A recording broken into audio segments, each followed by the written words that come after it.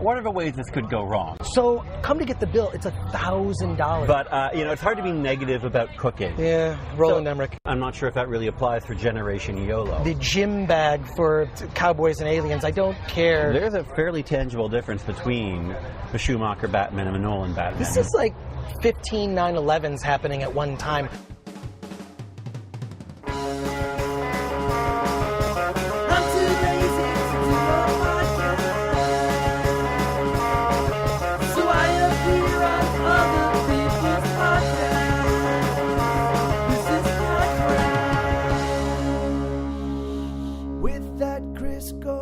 Welcome to the show. I am that Chris Gore. This is PodCRASH. This is the show where you get to hear a different podcast each week where I appear as a guest. This week, I'll be crashing a show called The Lunch with James Rocchi. But before we get to this week's crash, I have a very special guest with me here at PodCRASH Central, Alison Haislip. Yay! Alison Haislip is here. Woo! Woo! Yeah. High 10. That's what's happened. We just did it. High 10. We, of course, everyone knows we used to work together on Attack of the Show on a channel called G4. R.I.P. For sure, but there was some recent news, which is so perfect that we're talking about. You're on the show today. I know. Which, you read it in the trades. Yeah, so G4, technically G4 is still a channel that exists, but it was supposed to be rebranded into the Esquire network at the beginning of this year, which is why everyone we know and love from the network had been laid off at the end of last year. Right. And then it was just announced that, no, Esquire is going to take over the Style network. Which makes sense. Which totally makes sense, yeah. Esquire take over Style channel makes sense. What was the point of getting rid of G4 in the first place? I don't know. I thankfully, I don't know if that's the way you want to say it, but I had already left the network by this time, so the mass layoff didn't affect me. I was already gone, but I feel terrible for the people who thought the network was going one direction, and then all of a sudden it's like, no, we're going to continue just playing reruns of Cops and put that whole other network somewhere else. What is the channel now? Because I have DirecTV, so I don't even know what's on. What is I on G4? haven't looked at it recently. I know it definitely still has reruns of Cops. There's no way that network would exist without reruns of Cops. Yeah. God, I feel like it's one of those channels that you just sort of happen across and go like, I guess I'll watch this for half an hour. Right. It was very good when Ninja Warrior was on and you would be scrolling through and you're like, what is happening? What are these Japanese men doing? And that would make you stop on the network. Yeah, but it's weird. So, and then also I saw you at the Geeky Awards. Yes. Which you have to, look up, just Google image, Geeky Awards, Alison Haislip. You have to see your dress.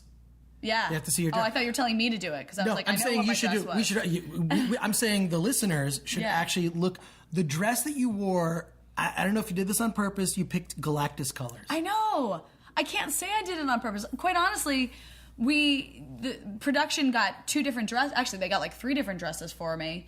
And they were like, let's just try them on and see which one you like the best. And that was the one that fit me the best, not even thinking about it until I got to rehearsal. And I put the dress on for rehearsal, and someone was like, you're Galactus. And I was like, oh my gosh, it's perfect. It was so cool. Yeah. And that when you did the step and repeat, I'm like, you're Galactus. Yeah. Galactus, girl Galactus. It was an Herve Legere dress, or however you pronounce that fancy schmancy Wouldn't designer. even know. But I've never seen a femme Galactus, but it was an awesome. Yeah. But that was a great event, the Geeky Awards. I really have to give it up to yourself, Kristen Netapak, who put that on. Yeah. I really hope it's an annual event, giving acknowledgement. It's kind of like they picked up the ball and did a much better job where the Webby Awards or all those those award shows were the Streamies. That was it, the Streamies, not the Webby Awards. The Streamies really was kind of a train wreck where people were making fun of this. Year? No, this was a couple years ago. Yeah, a couple years ago. A couple years ago, the Streamies, there just needs to be some acknowledgement for content online. For example, I just saw the most amazing video online. Have you seen this? It's not porn, it's HBO. It's the coolest. You have to. What is the title of that? I showed it to you because 5 minutes ago. Exactly, I know, and you're in it. But I'm just saying that there's so much good content online that gets no acknowledgement. You appeared in a video which I fully expect to go viral, called "It's Not Porn, It's HBO," right? Which you should look that up. It's a funny video where Allison's in it. It's all these actors they're excited they've been cast in what looks like they're doing a porn. They're doing hardcore porn, right? And I've heard words come out of your mouth during that video that I don't think I've heard you even say in real life. Yeah, I get pretty filthy. Yeah, it's insane. So that's because you really haven't hung out with me too much outside of being on camera together. Well, no, we've hung out in Vegas, when we were doing that's true. the whole. Well, wait, no, you never did the AVN stuff. I did the AVN stuff. When I first started working at G4, one of the first things they were going to do was send me to the AVNs with you, right? And to do all the adult. What is that convention called? It's not the AVNs. It's the Adult Entertainment Expo. Adult Entertainment Expo, yeah. AEE. And they were going to send me to do that, and it was like, it was like one of the first things that I'd done, like maybe 3 or 4 packages for G4 at this point. Then they're like, we're going to bring you out this huge thing, and so with the adult porn stars, I was like, what? And I was like so naive, and like I was like, oh, okay, whatever you think I should do. And inside I was freaking out. And then like 3 weeks before, someone else on the other side of production who was working at CES was like, no, wait, we need Alison to come talk about tech. And I was like, thank God, I know how to do that. I like at this point have maybe watched half of a porn in my life. I was like, I have no idea what I'm going to be talking about. I will send you home with a special bag. I'll send you home. You know what? I'll email you some links. After being friends with Kevin Pereira for the last 6 years, I've seen enough. Really? Okay? Yeah. Yeah, Kevin is... he can be a dirty guy. I mean, like, I feel like I get that reputation, but he's beyond. Yeah. He would do this thing. He's like a connoisseur of it. Oh my God. No, here's the thing that Kevin used to do. We never talked about this. Oh. Are we allowed to talk about it? Yeah, it's not a thing. Like, Kevin used to, in doing Attack of the Show, would find the most vile, fucked up, most disgusting thing on the internet. And show them to me on camera. He would show it to you just as you were about to go live. Oh, yeah. So he'd find it, it'd be on his phone and go, oh, hey, I wanted to show you this real first. I know. He would just show it to you. So you go like, and then suddenly it's like, and now we're on. So yeah, he would do that, which was the funniest thing. He'd love to fuck with people. I know. He was definitely, he was Bugs Bunny. He was Bugs Bunny of the show. He's like the older brother I never had. Even though he's younger than me, I think. And I think that makes me the creepy uncle. I think that sort you're of puts totally me in the creepy uncle of Attack You of the think Show. so? You think so? Who else would be the creepy uncle of Attack of the Show? Yeah. Well, what can I say? Yeah. But so let's go to some, and also wait, Alison, I gotta ask. Yeah. Do you have a website like AlisonHaislip.com? I do have AlisonHaislip.com. Is it AlisonHaislip.com? Yeah. And I'll bet Don't act so shocked. That's what it should be. All right. Well, I bet that when you registered it, you did it at GoDaddy.com, didn't you? I did, actually. Well, you know what? If you want to support PodCRASH and you want to register your own name as a .com, you can go to GoDaddy.com, and when you go to the checkout, enter the offer code PodCRASH, which actually helps me out. Oh, there we and go. Seeing as like I'm still unemployed and doing this podcast, yes, please help you out. Help me out. Go to GoDaddy.com. Use the offer code PodCRASH at checkout, and you could. You know what a lot of people do now is they register misspellings of their names and point it to their name. Oh, that's a huge thing. Like that's smart because I think a lot of people try to spell my name with 2 L's. Yeah, so you should even register not just your name, the misspelled versions of your name that point to your name, and you can do it at GoDaddy.com with the offer code PodCRASH. All right, nice. So let's get back. We before we were about to do this, we asked people on Twitter, hey, do you have any questions for Alison? So let's go through some of these questions. And I want from Spencer at Ocean Chevy asks you, what's your favorite type of convention to attend? Like E3, Comic-Con, what is your favorite convention? Comic-Con is my favorite convention. You just like the parties. That's exactly why. Oh, wait, I do too. Yes. No, it's awesome. Comic-Con, I realized this year that everyone kind of thinks that New Year's is the time when, like, okay, things reset, and you get Comic-Con's my reset. Yeah, I go it is like that. year to year from Comic-Con. So, what's your favorite thing you saw at this last Comic-Con? Oh man, I could say something completely inappropriate, and I will not. No, say that. No, I can't. It's a podcast. No, I can't. No one listens to my show. I can't say it because it's my own personal life. Oh, even better. Yeah, no. The greatest thing I saw at this year's Comic-Con. Well, the thing is I was at Nerd HQ. Can you tell me? Could you tell me like off? Yes, the show? I'll tell you off. Okay, as long as you pinky swear to never. I'm tell pinky anyone. swearing right now. All right, deal. With my finger. No, I can't. Okay. So I was at Nerd HQ this whole Comic-Con, which was at Petco Park. Oh, so wow. I was with Zach Levi and his whole gang, which was so fun because he has all these panels that come on and they do it all for charity for Operation Smile, and we would get some like amazing people over there because you do a panel at Comic-Con, and especially for a TV show, there's a studio behind you. There's a studio that's like, this is why we're doing this. This is the information we need to get out there. This is the stuff we have to talk about. When you come and do a panel over at Nerd HQ, it's literally just fan questions. So you just get some really interesting sides of people that you never thought you would. Or creepy and weird and inappropriate questions. Because that happens from fans I didn't see that. But really? Richard Madden from Game of Thrones, the guy who's Robb Stark. Richard Madden? Yeah, that's his name. He came on and did this like hour-long panel, and he was just so lovely and charming, and it's not something you would see just from watching the show. Right. So like getting to see stuff like that I think is really cool. Awesome. Yeah. Okay, so let's go to our next question here, which is from also Spencer Ocean Chevy says, if Esquire would have originally taken over the Style Network instead of G4, would AOTS be on? I think a lot of people are asking. We would just be speculating at this point, so we'd be like a lot of those idiots that are on television that have no idea what they're talking about, which is like most of everything, 90% of TV. A lot of the news. I like to think that like most of the people on the team at AOTS knew exactly what they were talking about, didn't need to be prepped by a producer, didn't need teleprompter. We could just like go on and talk about you could talk about, I mean, I couldn't believe how often like I'd be in the makeup room and you'd be talking about books that you'd read. Oh yeah. Which is I'm why a huge like reader. I think when all the Harry Potter movies did the junkets, you went to all because you read the books. No, I didn't do Harry Potter. Kristen Adams did. Oh, there's Kristen Adams. Yeah. But you did a lot of this. But you read. You're so well read. I'm well listened. I like to listen to books. So, yeah, I love reading. I always say like my free time throughout the year is split between either playing video games or reading. And because I have to like dedicate my time. So I'm either playing through a full game, and then when I finish it, I normally pick up a book and then read through the whole book, and then I'll go back and find a game and play. So at any given time, I'm doing one or the other. Wow. Now I see. Now I see why guys like you so much. Because that's such a sexy thing to say. I like books. I like books and video games. Damn. Guys really like me as friends. I will say that. So okay, Jeff Latulip. That's my friend. Oh, really? Yeah. At Dr. GM Le Tulip says, yes. Please have her explain her once powerful obsession with ascots. That's your friend Jeff. Okay, you better respond. Oh, man. No, ascots? Jeff, I've known Jeff now for... Is he messing with you? Yeah, he is. I've known Jeff, God, I don't know, since 2000. I've known him for a really long time.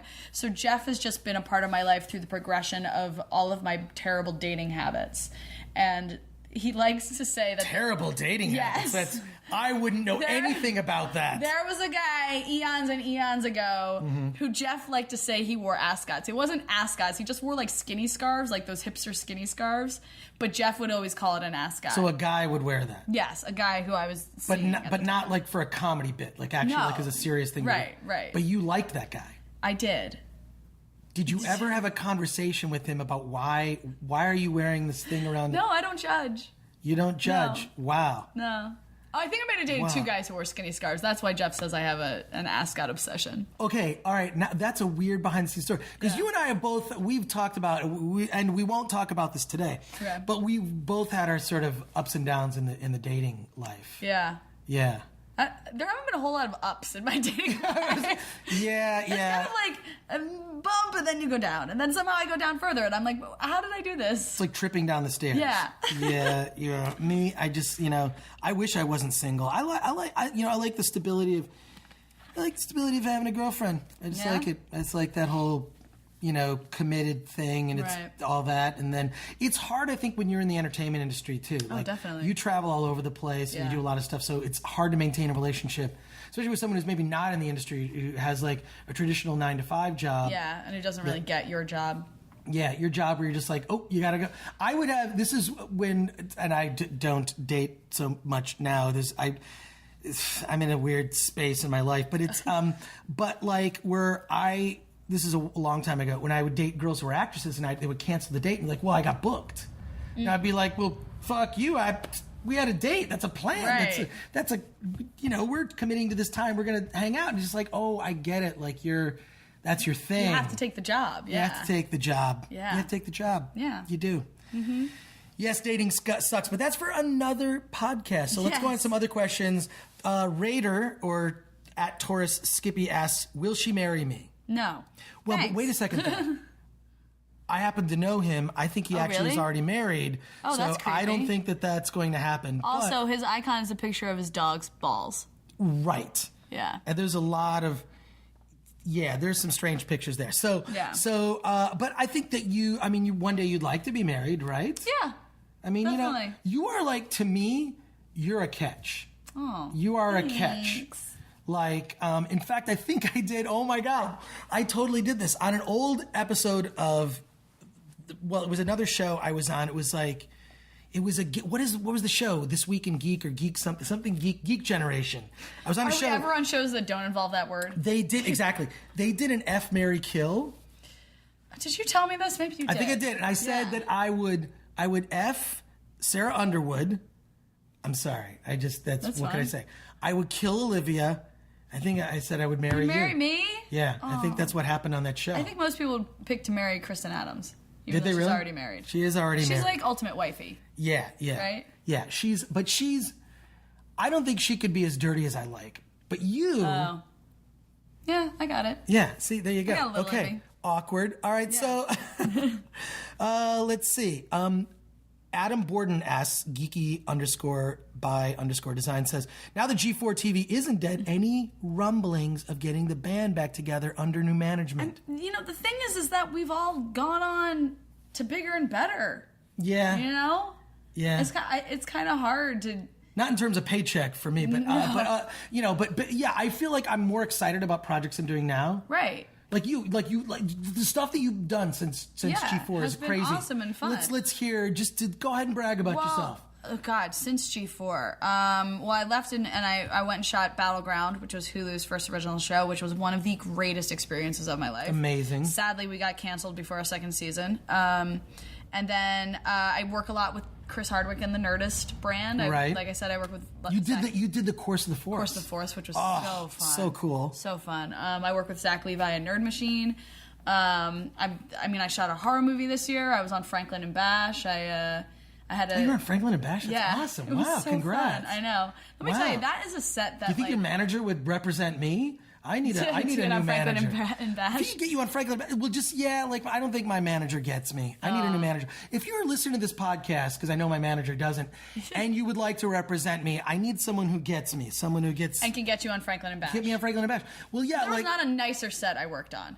They were so lovely. Because, So Attack of the Show was less nice. Well, no, I won't say that. But I'm saying it was one of the nicest sets that I've walked into. Because, they were on season 3 of their show. Same crew, same everyone. Yeah. They all work together for so long. And when you come on and do a guest star, you're there for just a couple days out of the week. You feel a little like the outcast. And I never felt that way on that set. I walked on and everyone from wardrobe, hair and makeup to Mark, Paul, and Brecken to the executive producers of the show. Everyone was so lovely to me. Wow. That it was a really fun experience. It's all, yeah, I feel like you're more of an actress who can also host TV. Yeah. If you're in that position, you can do hosting duties, you can do Q&As, you got the nerd cred, and then you can also act. So it's like you're the total package. Thank you. Yeah. And is this entire podcast just you It's me kissing your ass. It's me kissing your ass. I was inspired by the video you showed.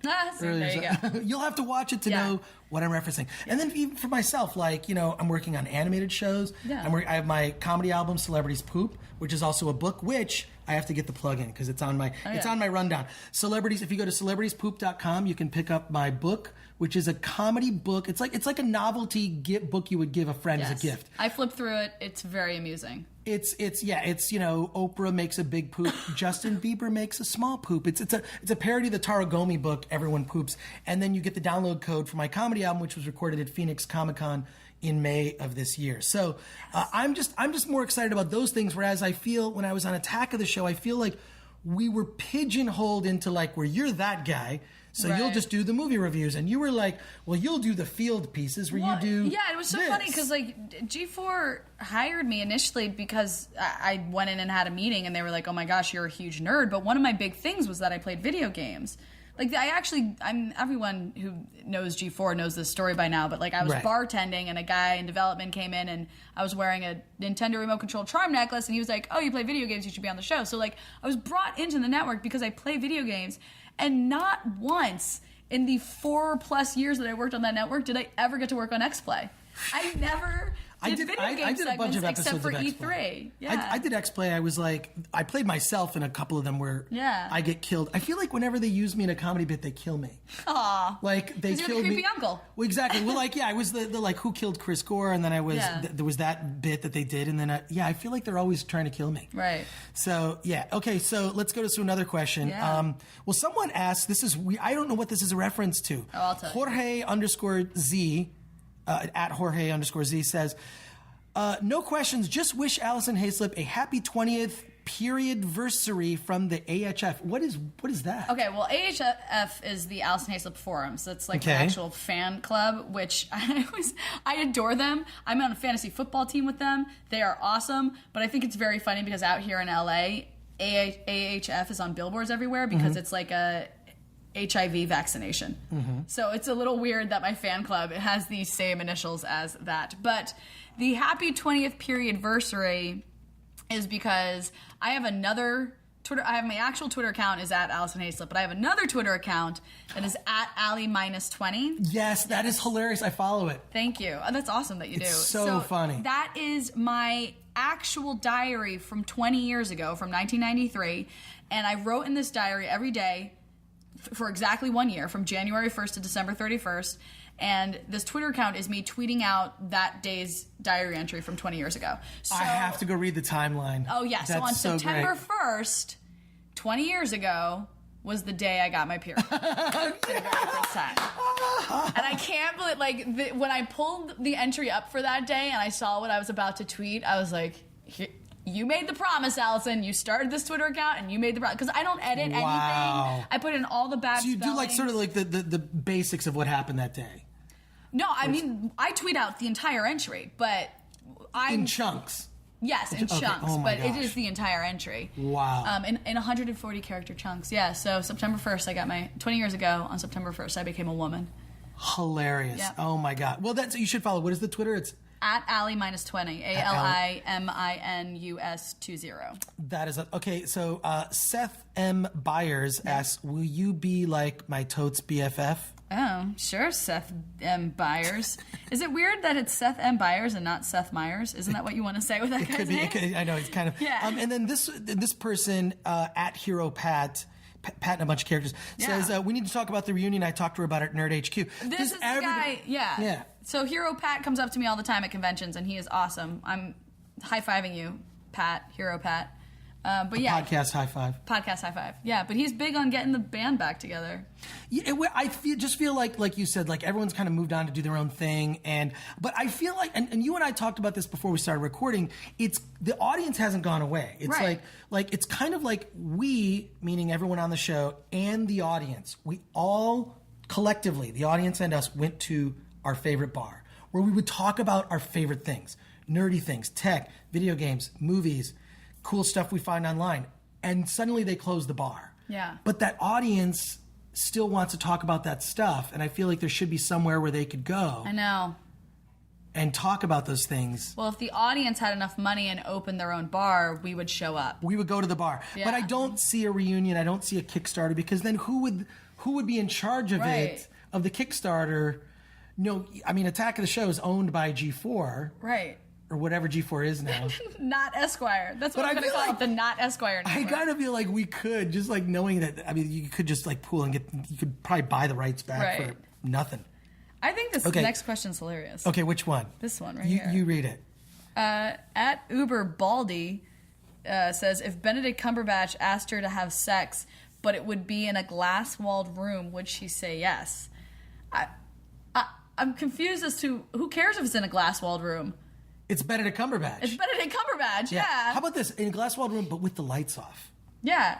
Except there could probably be light in there. I think his point is that maybe people could watch us, but that was not specified.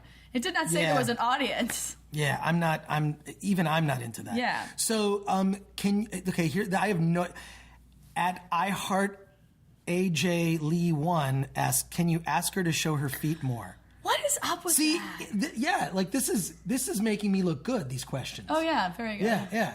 I'm not, this is the thing is though, I feel like I got a bad rap on Attack of the Show of being, it's just that I feel like that I would talk about, like as it related to titles, that I would cover on DVD Tuesday, if it was something that related to sex, say I'm covering the DVD box set of Girls, whatever season, sex is a big part of that show, and so it's part of a discussion. It's part of a discussion that people have on the internet. If you look at the subjects people talk about online, people talk about tech, video games, whatever, they also talk about sex.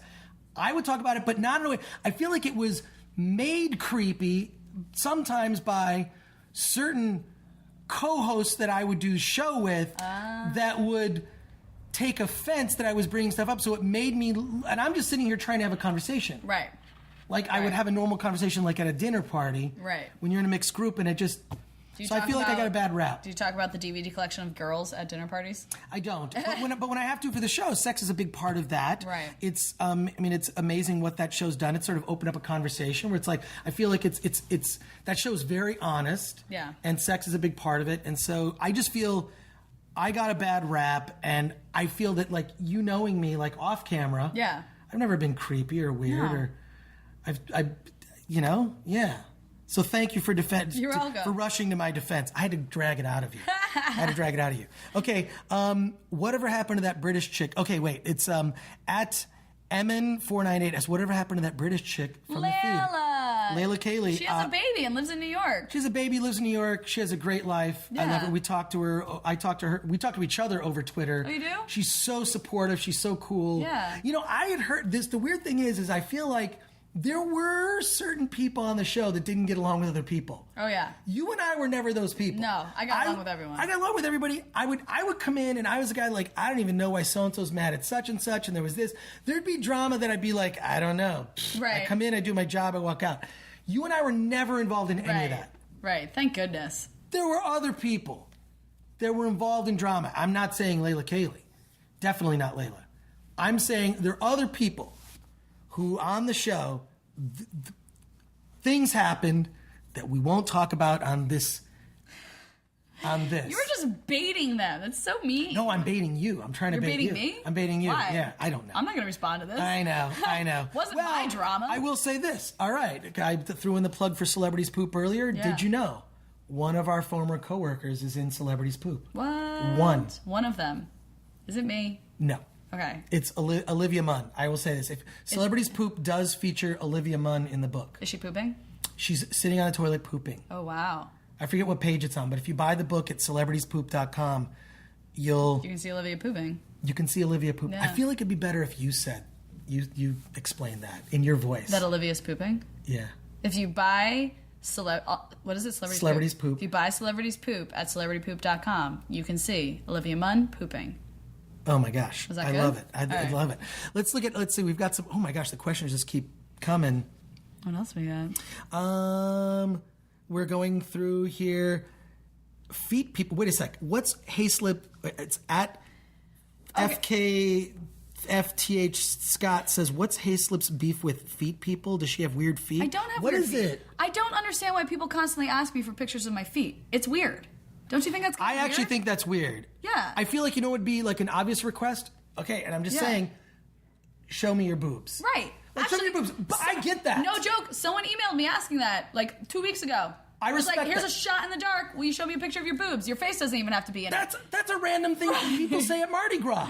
Yeah. Show me your tits. Yeah. And then they do. Right. But the thing is like when people ask you for pictures of your feet, they're only asking you for one reason, and it is because they have a foot fetish, and it's because they like want to get off 2 pictures of your feet. So why would I willingly do that? That's what I mean. Have you ever... People who don't have foot fetishes don't ask for pictures of my feet. Right. I don't care if you're a foot fetish person. Just don't ask me for pictures of my feet because I know what you're doing with Exactly. them. I am not a foot fetish person. I like shoes, sexy shoes in women. Yeah. Totally appreciate that. What bothers me though is that, and you might have noticed, sometimes when you take your shoes off and you've been out, maybe you've been exercising, you've been running. Yeah. I run. I exercise. I don't want to lose my nerd cred by saying I exercise, but I actually do. Okay. And notice that it smells like Fritos sometimes. It kind of smells like Fritos. I can't say I've ever smelled my feet after. No, I'm not saying feet, the shoes. Oh, the shoes. The shoes. Like, don't they smell like Fritos? Maybe. And this thing's, I love Fritos. I Yeah. think they're delicious. Oh, so there you go. It's a delicious You're snack, set. but sometimes smells like sweaty, exercised in shoes. Yes, got Okay, it. all right, let's go to another question. Okay. Juan Campos at JSale. I'm not going to, okay, look for Juan Campos. Have you finally found that giant window? What is that a reference to? I don't know. Hold on. I have no idea what that's a reference to. It's to another tweet of yours. Oh my God. Sent. This was sent This was like a year ago. I can't answer this. That giant window was Battleground. Oh, That's great. Okay, so it's a reference to an old tweet of yours where you said something's closing. That's cool. I'm a very big believer on everything happens for a reason. And so, when something comes to an end and it feels like an end, I'm like, it means something's got to be around the corner. And and at that point, it was Battleground. Awesome. Let's see. Other question. I think this is a funny one. Okay. Juan Campos says, it's been 10 years since you moved to LA to act. What grade would you give yourself right now? Do a little self-assessment. Let's see. Well, I've been in LA for 10 years. I haven't had to have any sort of waiting or bartending job in over half of that time. So that's huge. That's pretty good. John Waters said you have to give yourself 10 years of doing something. If you have no success in that 10 years, it's kind of telling you to move on. Right. I definitely you have had success. Yes, I've never hit a move on point, that's for sure. So I don't know, I'd give myself maybe like a B. I think a B is good. B is like it's B is like, good. I'm making a living doing what I want to do. I give you a B plus. Yeah, okay. I give you a B plus. I'm giving you a B plus. I give myself probably a C minus. Oh. I think that new management is right around the corner. There you go. Okay, so that's good. So that's a good. I think we answered like most of the relevant questions, unless we check your account. I don't know if you check on your phone. Oh, I can check. Let's see.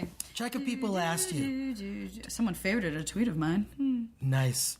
But, I think you and I are both active on Twitter. You are Alison Haislip on Twitter. Yep. ALISONHAISLIP. Thank you. Look for her on Twitter. Look for her on the internets. And you're AlisonHaislip.com. Yes.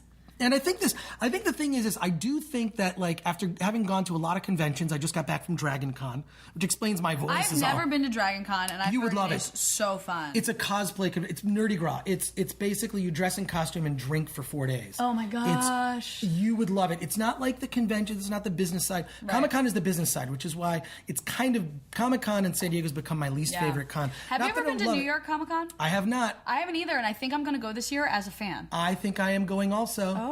I'm going, actually. Yes? I am going, and I think that you probably would be a part of this, Geek Time.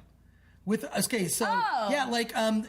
Alison, you have been a guest on, and I actually, Geek Time. Weekly on Howard 101, if you have Sirius XM. Yeah. Which you can sign up for a 2-week trial for free. Howard 101 on Fridays at noon, whatever. I do a show called Geek Time with Ralph Cirillo. Are you on it every I'm on it every Friday? week. I've been on it every week since May. Oh, that's awesome. I love Ralph. Ralph is great. Yeah. He's a weirdo.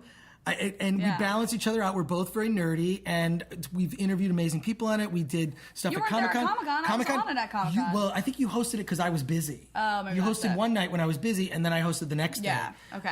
And it's an awesome show on Geek Time, and if you go to New York, I think I'm going to be going to New York to do stuff for Geek Time. Okay, well then, because I've never been to New York Comic Con. Either have I. Multiple times I've had jobs that were potentially going to bring me, and then it falls through, and I've just never gone. And it turns out that my brother's birthday is the Monday after New York Comic Con. My brother lives in New York. That's so I'm perfect. like, two birds, one stone. You gotta go. I think I'm going to go and just like kick it. That's okay. Well, then New York Comic Con, it is done. Yeah, you'll hear us talking. High five online again. Cool. So I want to thank all the people on Twitter who asked questions. Yeah. I think this, but I do think that this question, because this was my point earlier, is going to these conventions, and you've done it too. Mm-hmm. I cannot tell you the number of people that say, why is the show gone? Right. There's an audience out there hungry for the place that they all go. I mean, there's a lot of little internet shows and people trying to carve out stuff, but there's not that sort of like group experience that Attack provided, where it's this ongoing conversation. And I feel like maybe something on the horizon could fill that, but I don't know. I feel like the audience hasn't gone away, but the show did. Right. And I think that we all kind of feel sad about it, but you're right. Everything happens for a reason. Yeah.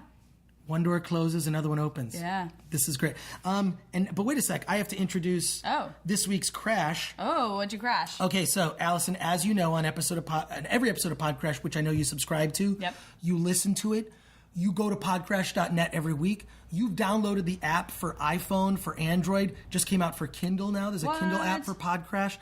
I'm getting the plugs in. Yes. You follow the Twitter at PodCrash Show. You already know that the concept of my show is every week I'm a guest on a different show. Yeah. So I was on a show called The Lunch, hosted by James Rocchi. James is like, he's a film reviewer that like I would always run into at like junkets and stuff. I probably met him too then. James Rocchi is great. He's Canadian, but also he's one of those guys where I could just listen to him talk. Oh, that's He nice. is so, I mean, because he's just so articulate. He uses, every time I speak to him, I learn a new word. Oh. He's that kind of guy. And his podcast is very simple. He takes you somewhere for lunch. You eat a lunch and you have a conversation about all kinds of things. We went to a place that I happen to love. I go there actually for brunch on Sundays. Home I love in Silver Home. Lake. Oh my God. They have, first of all, amazing Bloody Marys. Yes. They're incredible. And they make this chocolate martini. Oh, I thought you were going to say the chocolate cake. And the chocolate cake. Oh, it's so good. The chocolate martini there is amazing. What is it with women and chocolate? Explain this, because I don't know. I heard It's you so make a noise. good. Because it's so good. I have gone there once and like waited, because you order up at the counter, right? And Right, then, right. So I've waited in line with a friend, and you have to stare at the cakes while you're waiting in line. And both my friend and I were like, they look so good. And so what we did was we both got very tiny. Like I got like a side of chili, and she got like a salad, and then we split a piece of chocolate cake. Like that, we changed our order because that cake looked so damn good, and it was. Well, Home in Silver Lake it was a great conversation. We had lunch. We talked about a lot of different stuff. Let's listen. Let's listen to clips from The Lunch with James Rocchi. I write about movies for a living. I talk about movies for a living. And the number one thing I like about talking and writing about movies is that it allows you to talk and write about everything. Right. You know, it could be the bioscience of zombie attack. It could be the metaphysical nature of true love. It could be, you know, the hard science of interstellar space travel, the real politics of the Munich Olympics. But something else is going to come down the pike every week. And as much as, you know, the internet's given us a wave of people who write about film who don't know anything about film. And I think the only thing... You're talking about... I know you're talking about. It's the internet. Yes. The entire... Yes, but the thing is that the only thing to me worse than somebody talking about film who knows nothing about film is somebody talking about film who knows nothing but film. Absolutely. If you can't draw those connections between art, culture, politics, fashion, global happenings, I mean... I have a short attention span. I love a variety of informational topics thanks to a lonely childhood and a quick reading speed. And being able to surf topics is appealing to me in a relatively invested way, and that's what you get to do with PodCRASH. I mean, I was listening to you talk to folks from A Fork on the Road, which is travel and food, with some very funny and well-spoken people. Mm-hmm. And then you were at D23. Right. And a while ago you were on the How Did This Get Made? Oh, you heard that one, with Paul Scheer. Oh, I will listen to anybody make fun of Roland Emmerich's Godzilla. Yeah. Quite frankly, I'm not a complicated man. Yeah, Roland Emmerich. And the whole idea of The Lunch was, you know, again, form follows function.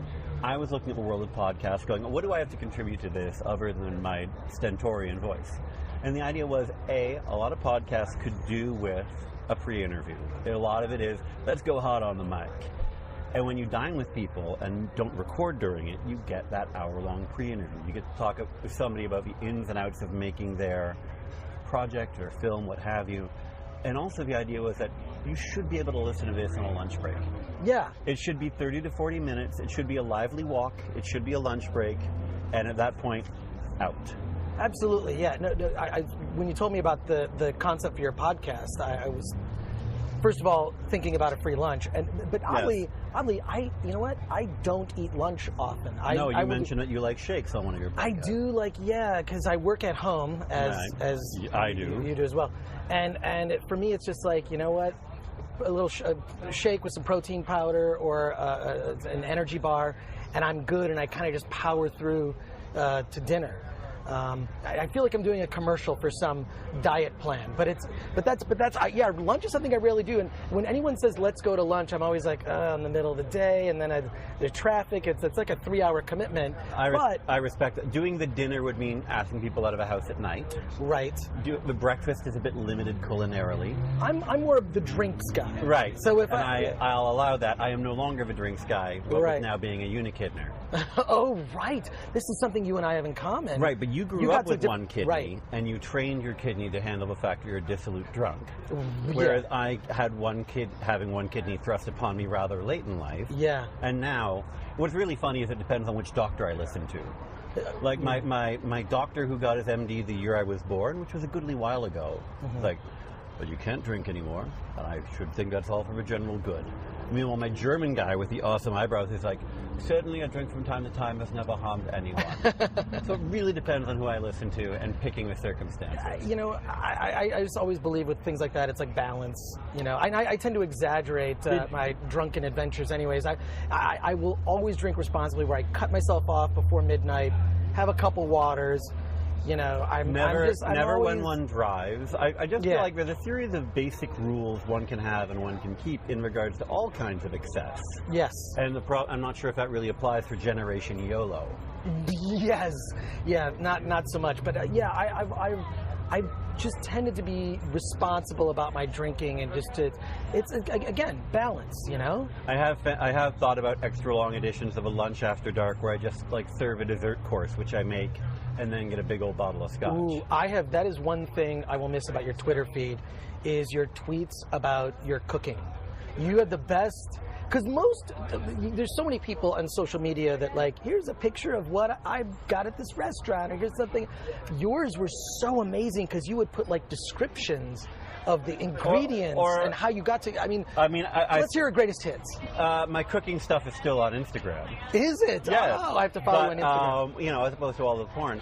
I always whenever there was one time where I was just sitting at home, felt like I had to bake something, and I just started tweeting the ingredients and instructions, like boil 6 clementines for an hour and a half. Step 2, cool, de-seed, process in food processor with almond flour, eggs, sugar, pour in a springform pan. You've made yourself a gluten-free clementine cake. And I just did the 6 steps of that incredibly simple cake. And that was fun.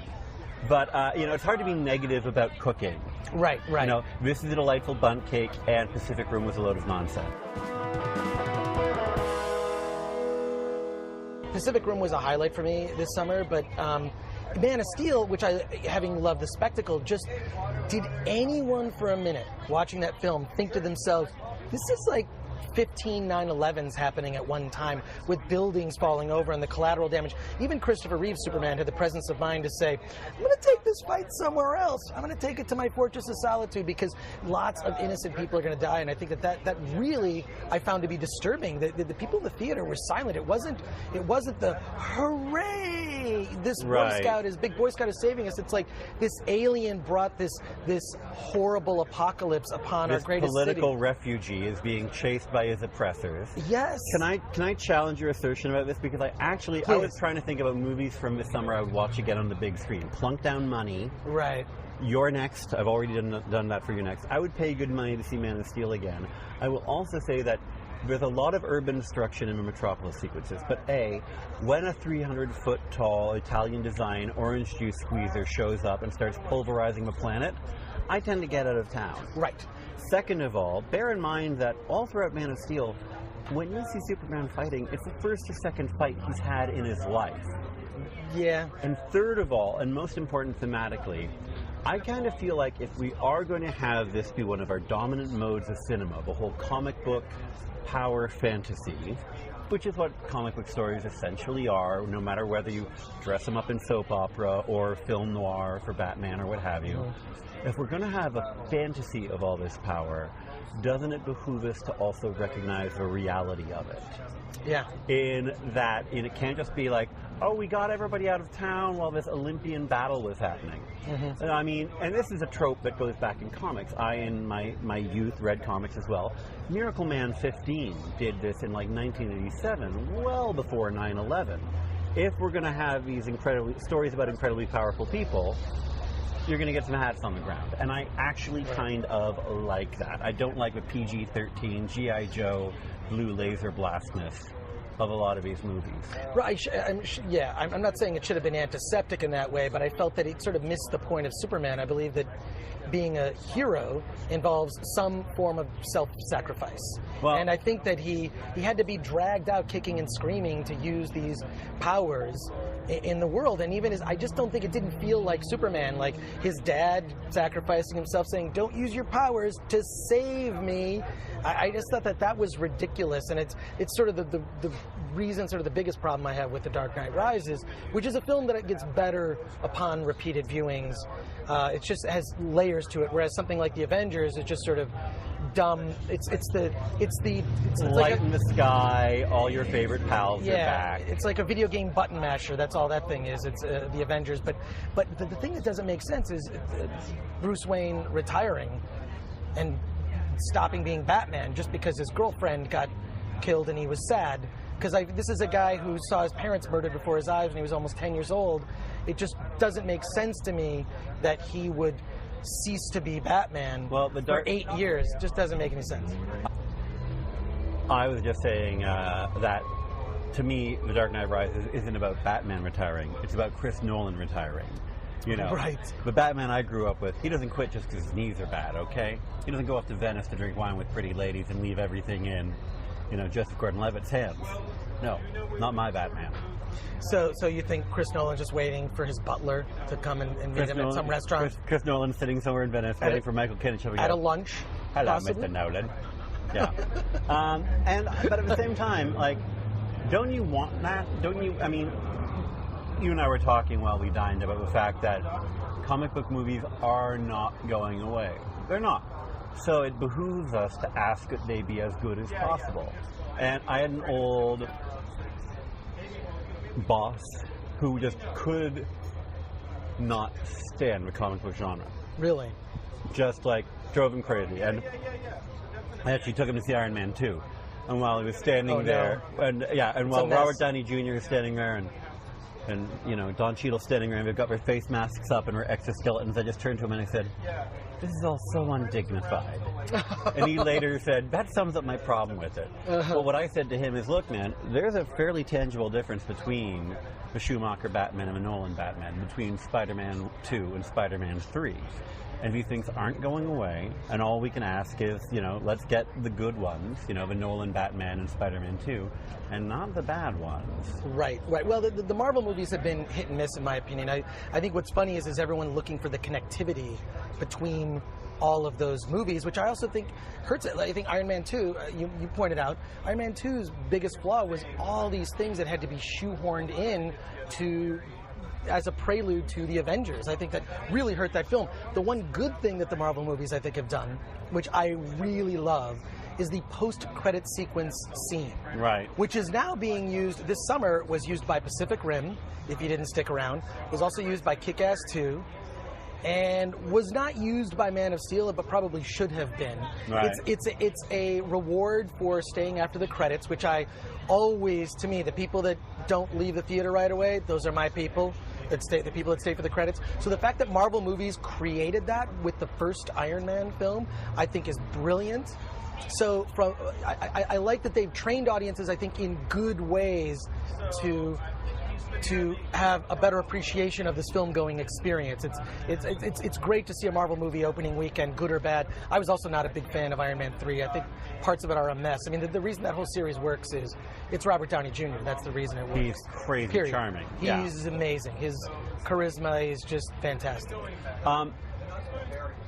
But isn't the dark side of that we're living in this culture of perpetual preview? Right. Where, I mean, we all know that it's better to travel hopefully than arrive. But eventually we have to arrive. We have to get the movie. Right. And I feel like the fact that right now everybody I know is in a tizzy about Ben Affleck being Batman. What's the matter? You don't want to see Batman fight the Joker? Look. What about the Riddler? And we got to go. Robin, let's get to the Bat car. He's not going to do that. You don't think so? No. Second of all, Good, I feel good. like I don't think he's gonna do it either. I feel like he's going to do jerky, rich Bruce Wayne relatively well too. Right? Yeah, we already know what he looks like as Bruce Wayne. He looks like Ben Affleck, and I think my problem is I thought he was brilliant in Argo, but he did what because he tends to be an actor that leans more on the comedic side. Looking at his career, when he's done comedy, I think he's good. Yeah. He's entertaining and he's self-effacing. When he's tried to approach drama, it's hit and miss. But I think he took Robin Williams' advice and just grew a beard. Don't you find though that culturally we're living in the golden age of the insecure egomaniac, or you talking about Louis C.K.'s success? No, I mean everyone. I mean the fact that like there's a lot of people who it's the idea of good. Every time I sit down and do this, the presumption is that people will be intrigued by my conversation with somebody else, guided by me as opposed to any other human. That takes a grotesque deal of like confidence in one's abilities and capacities. But I still always worry about it, so it reflects this horrible kind of insecurity. Because you're a realist and you're a Canadian, and I feel I'm half Canadian in the sense that I grew up in just outside of Detroit. And right across north of Windsor, in fact. Oh. You go south from Windsor, Ontario. You go south from Detroit, you wind up in Canada. Yeah, exactly. Which is strange. Yeah. So I got a lot of Canadian culture. The Toronto Film Festival was the first major festival I attended on a regular basis, and I stopped attending the Toronto Film Festival. I don't think I ever talked about this. I stopped going, and people would always ask me, why did you stop going? Is it something, do you have a problem with that festival? And it was because my kids' birthdays are right around the Toronto Film Festival. And I never wanted to be that dad that was on the phone that said, did you like your present I got for you? As I'm out of town, selfishly pursuing whatever it is I'm pursuing. I mean, that definitely, I made a lot of sacrifices in my career to be able to be an involved dad. And I don't regret making any of them. I think that when I look at how my kids turned out, they're not assholes. My son just joined the Marines, and yeah, he's 18, just joined the Marines. He's shipping out for basic training. And it's like the classic Patton Oswalt thing of what his kid will do to tick him off. Yeah, right. Well, hey, Dad, I'm going to throw your comic books up on the roof. Yeah, I was initially taken aback by it, but he's committed to it, and he's scored so high on the tests. He scored so high on the test that he has the pick of any 3 technical jobs, and he wants to be an accountant.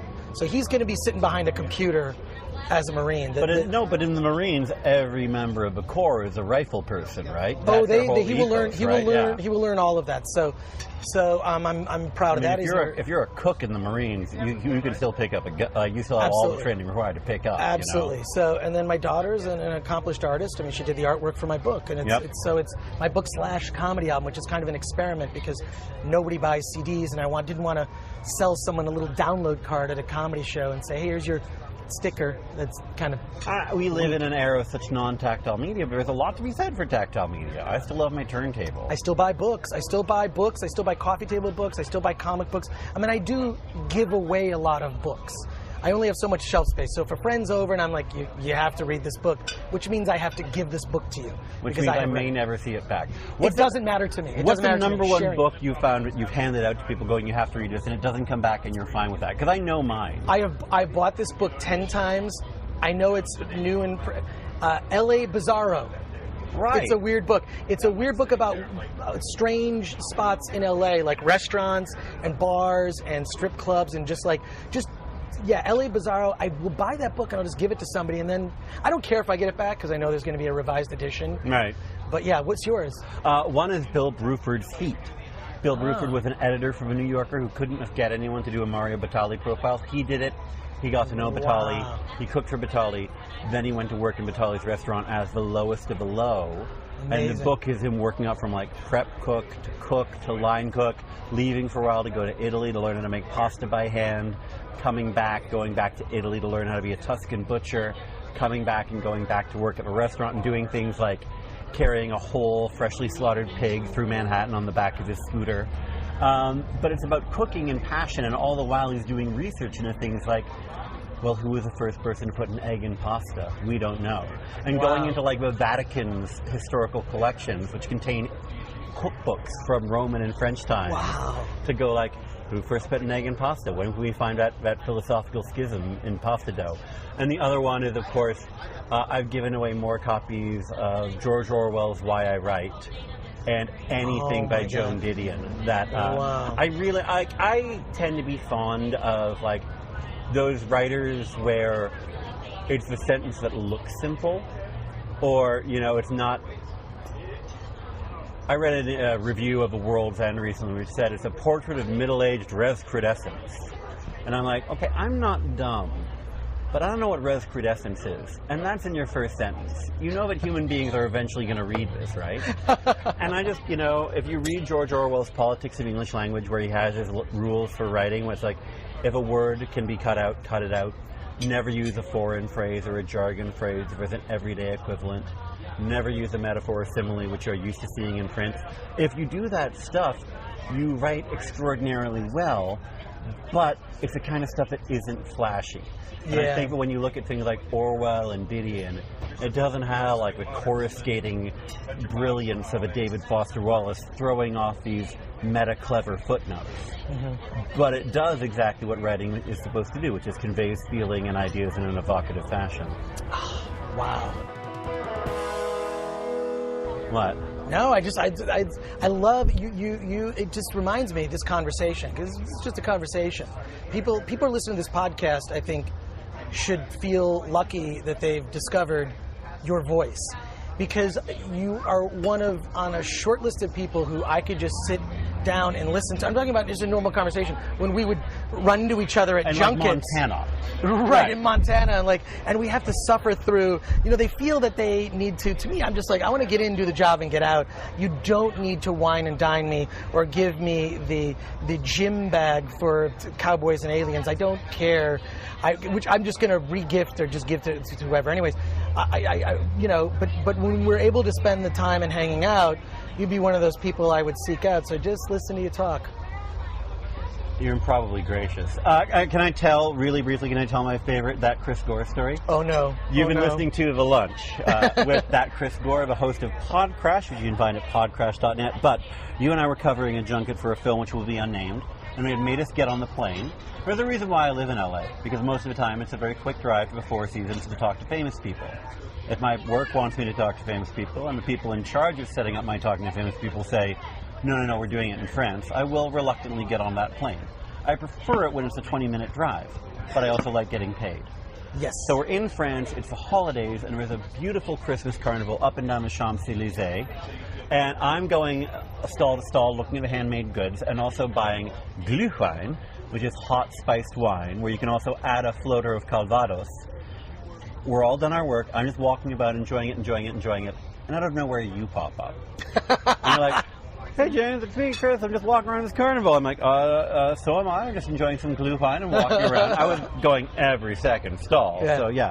And you said, what are you doing? And I said, well, I'm going to go out to the Latin Quarter to go to Shakespeare and Company, the oldest English language bookstore in Europe.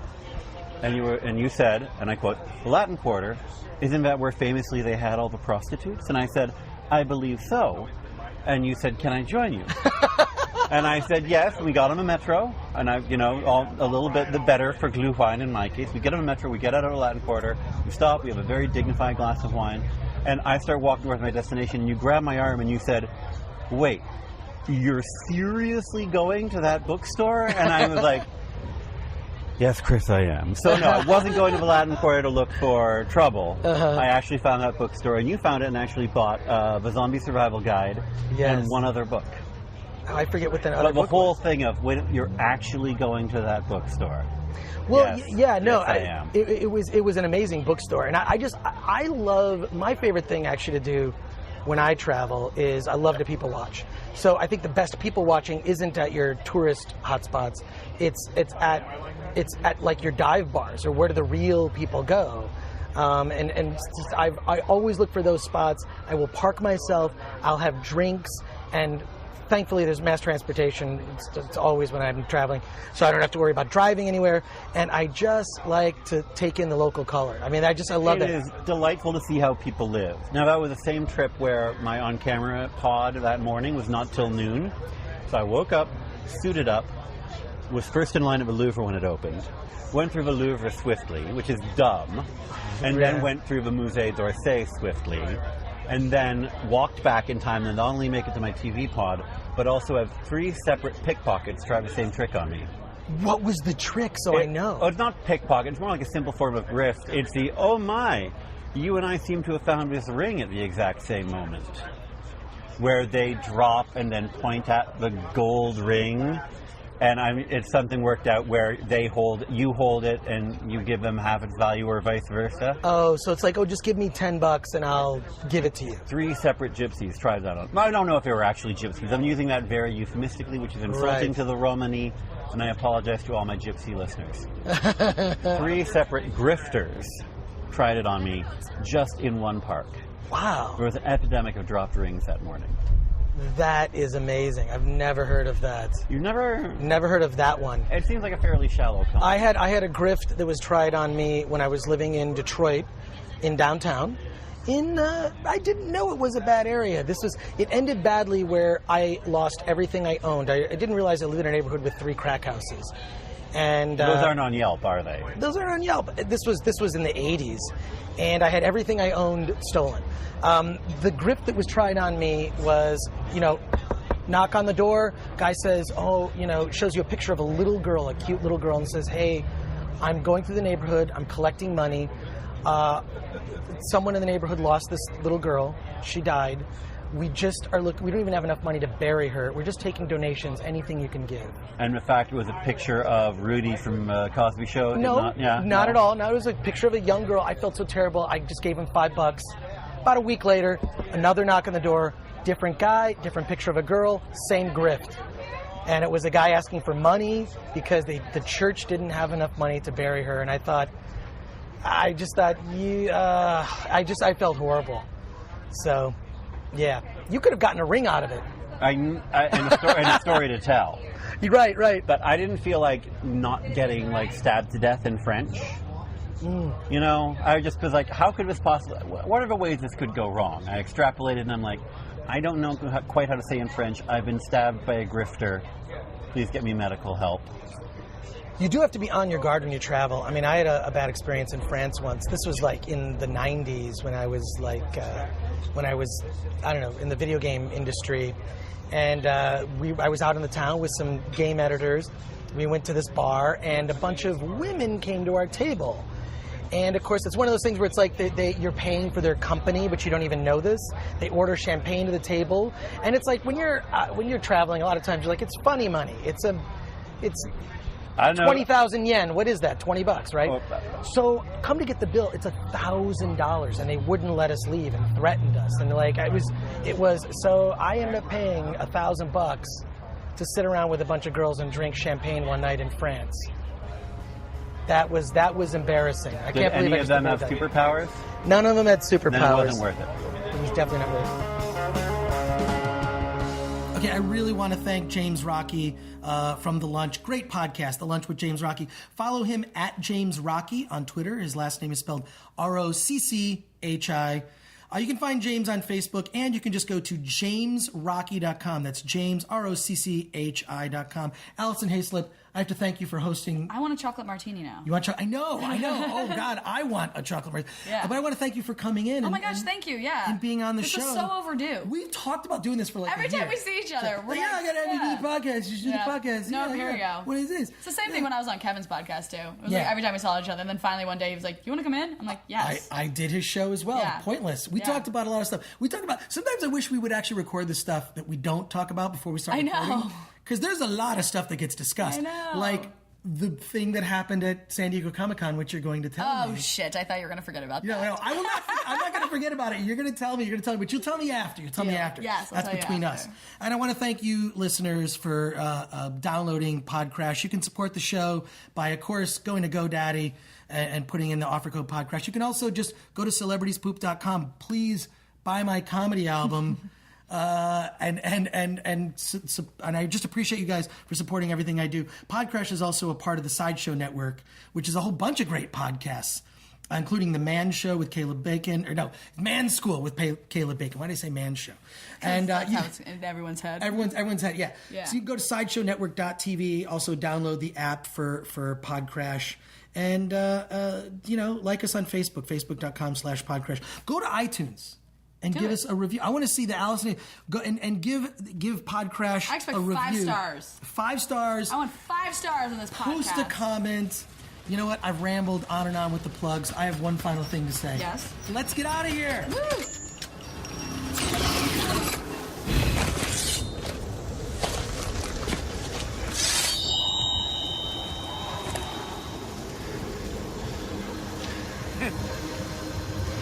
A good death is its own reward.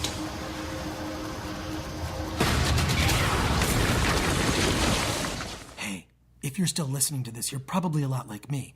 You're the kind of person that loves chocolate martinis at a place called Home in Silver Lake. And you want to go there with your friend Alison Haislip and get plastered on a Sunday. And if you would like to do that thing, then you and I are a lot alike, and I like you. For that, you shall be rewarded. Send a self-addressed stamped envelope to PodCRASH with that Chris Gore, 5042 Wilshire Boulevard, PMB 1500, Los Angeles, California, 90036.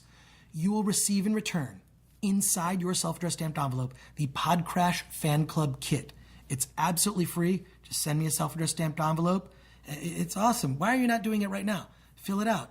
It's an easy thing. You can rewind it and listen, because I know I spoke really fast when I gave out the address, but it's the only way to get the free PodCRASH Fan Club Kit. And if you keep listening, you'll hear a bonus piece of audio from The Lunch with James Rocchi. Later. With Ben Affleck's in his 40s, which I think is good. I think an older, been around. I think they should start with Robin already dead. Robin's dead. We're getting into minutia. No. It starts. This is the Batman vs Superman starts with Robin dead, and maybe he died in Gotham. Who knows?